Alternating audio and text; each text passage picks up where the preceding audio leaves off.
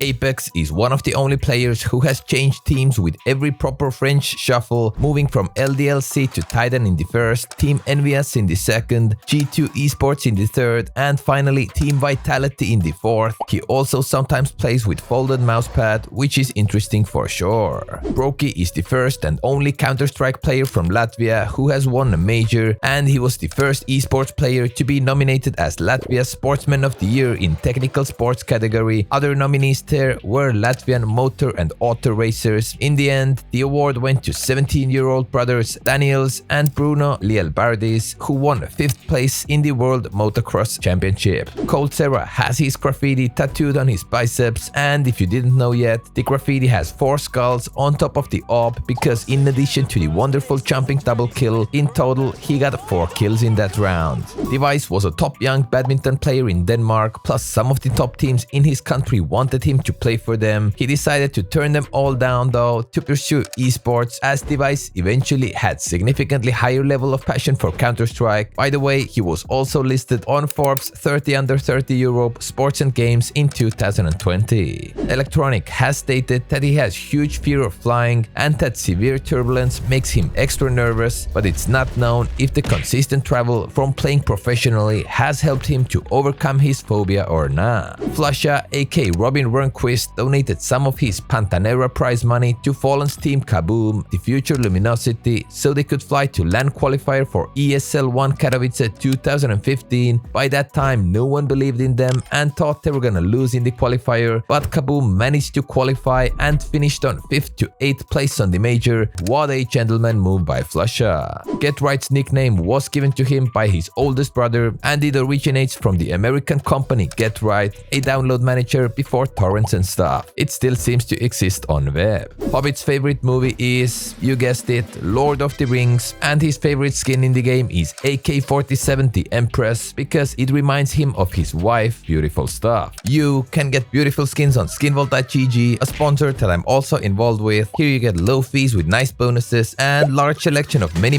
different skins. Go buy and sell with bank and crypto, or simply trade your old skins for fresh new ones. Skinvault also has a safe instant cash out feature, and don't forget to use code NadeKing for bonuses, plus trade safely on Skinvault. Heavy God aka Nikita Martynenko, who's Nico's replacement in G2. If you take his 2 first letters and 2 last letters of his real name, it makes it Nico, so all signs are there to be wonderful missing piece for G2. IEM's in-game name is just his initials, IEM aka Mihai Ivan. He's also the first Romanian to make it into HLTV Top 20. JL was really close to quitting the grind to go pro and just be a full-time delivery boy, but his girlfriend gave him the drive to continue by believing in him so much. That's what we like to hear. Now when Forrest is officially retired, Carrigan is one of the very last active pro players who also played professionally in CS 1.6, Source, Go, and CS2. Kenny has stated that he is really proud of representing G2, but one org he wishes he played at is FaZe Clan. He would either currently replace Broky or at older times take Guardian's spot. Lollipop 21k speaks fluent Belarusian, Russian, English, and Spanish because he studied English and Spanish in university, where he dropped off because of CS. He also understands Portuguese and Italian to varying degrees, making him one of the top polyglots of CS2's pro scene.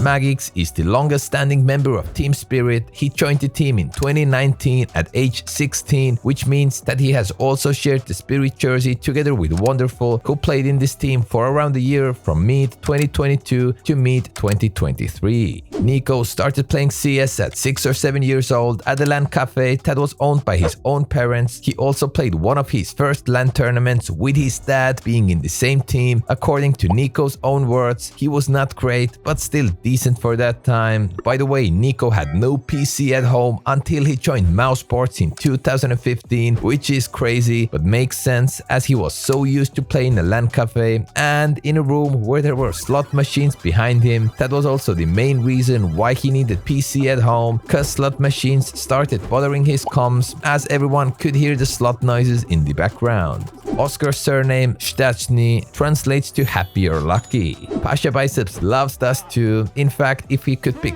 one map for life, he would pick exactly this one because it's the easiest map to play, even if you're 50 or 60 years old.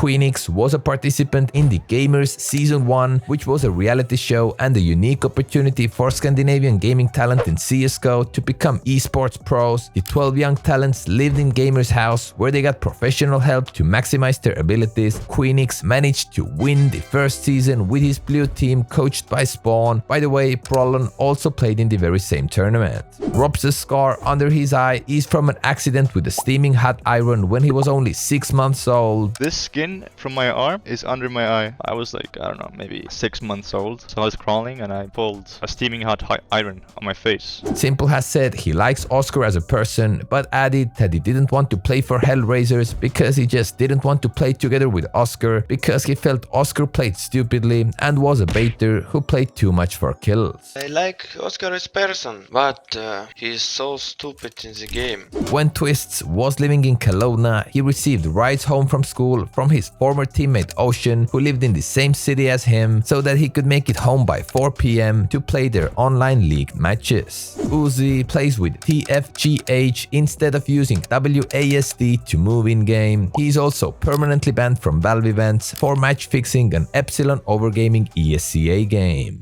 Venom Zera's nickname is inspired by Cold Zera, who he idolizes and points out as an inspiration for him to start playing Counter-Strike. Wonderful was sure that he could never join Navi, as Simple was their main opper for years and he plays op as well. Now he's the main op for Navi and he has already won a major like that. Never say never, guys. Sist was one of the players who loudly spoke against Molotov grenades in 2012, and his nickname is derived from one of his brother's friends by adding a T to the end of the nickname. Santares has ingested buttocks into his hand and also underwent a surgery to prevent excessive sweating. The condition he might be dealing with is medically known as hyperhidrosis, which results in abnormally excessive sweating that is not necessarily related to heat or exercise. Despite his challenges, he is one of the only pros who has impacted the scene enough to have his own signature move named after him, the Xantares Peak, which if simplified usually means close to wall, swinging out more than expected, and combine it with Xantares' high ping, you get the Xantares signature move. About this. Yakinder sits extra close to monitor, and since a lot of people are curious about it, let's make it clear why. He just feels he's more in-game that way. I don't know, I just feel like I'm more in the game. And it works out for him. He also finds it funny that he has played more than 4 years like that, but people only now start focusing on that, social media and its powers. In 2020, Zelzis quit CSGO to pursue a career in Valorant, and he has been quite a bad boy there, as during Masters Reykjavik in May 2021, Zelzis made an offensive remark about the tournament official during the team's player check-in. As a result of his actions, Jordan Montemuro aka Zelzis received a tournament ban for the duration of the main event and open qualifier of VCT. Zelzis accepted the suspension fully. To be honest, Valorant has been working for him way better than CSGO. If you think I should switch to Valorant as well, just ignore the video and don't like or subscribe. But if you want to keep me glued here, hit all the buttons possible and feel free to watch another facts video to learn something new in the process. See ya in the